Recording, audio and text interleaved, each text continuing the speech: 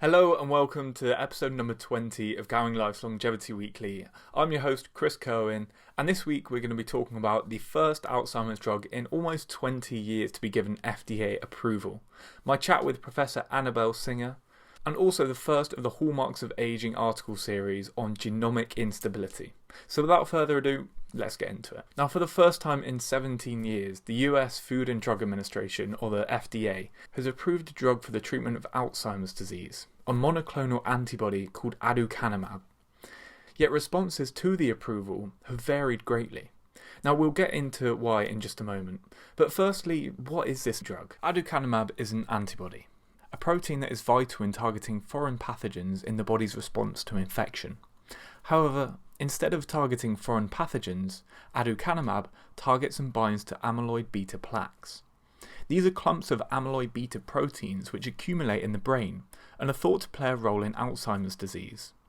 Aducanumab helps the body to remove these. Now, phase 1 clinical trials for the drugs were promising, suggesting that monthly infusions of the drug were effective in clearing amyloid from the brains of patients in the early stages of Alzheimer's disease.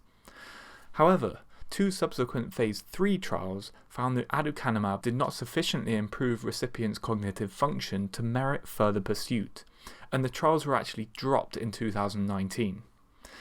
That would have been the end of it. However, half a year later, the companies developing the drug changed their minds. Following a reanalysis of the data, they decided that the highest dose did in fact yield meaningful benefits in some patients, including improved cognitive function. The FDA has now approved Aducanumab, though only for early-stage Alzheimer's patients, and the companies will also need to continue to test and demonstrate the clinical benefit in order to keep the drug on the market.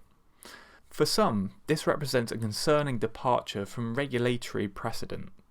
Only one of the 2 phase 3 trials actually showed benefits, and the drug arguably does not meet the FDA's standard for approval for other drugs.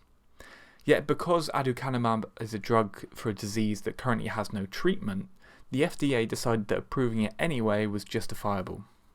Now, leaving the controversy to one side, the approval of Aducanumab may help encourage more much-needed innovation in this area.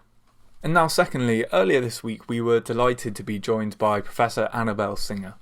Annabelle is an assistant professor at Georgia Tech in the US, and in our chat we discussed gamma sensory flicker therapy, a unique therapeutic technique which involves patients being subjected to light and sound which flickers at 40 times a second.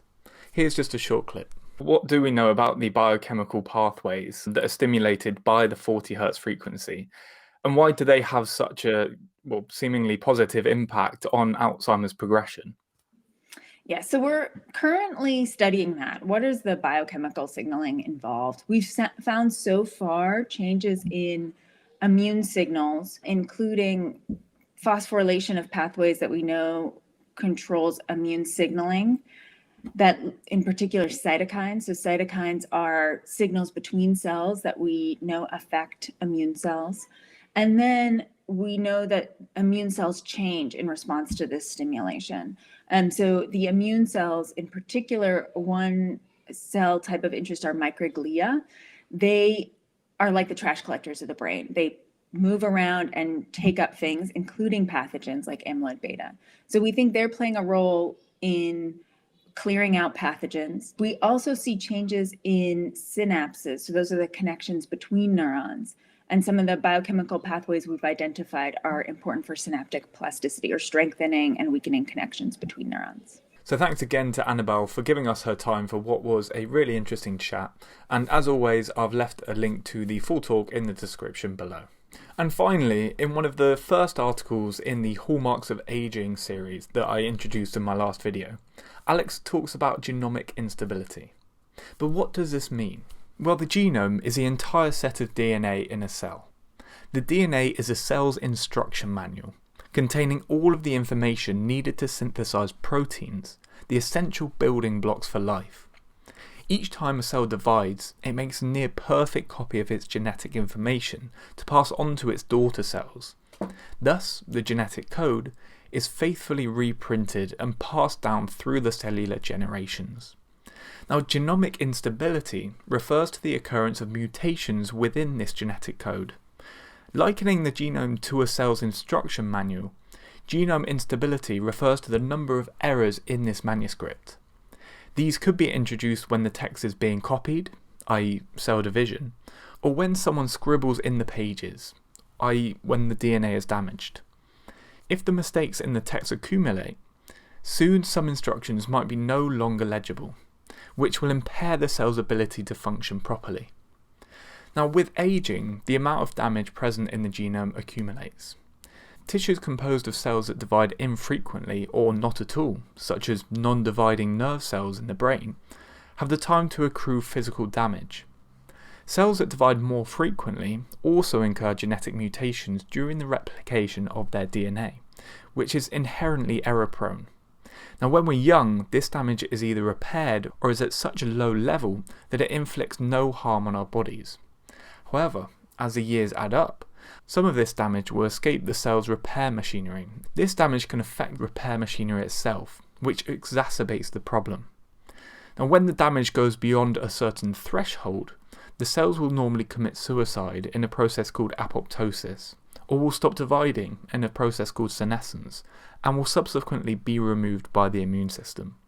Now, during aging, as more and more cells accumulate damage and undergo apoptosis or senescence, certain organs like muscle and the brain see their function impaired.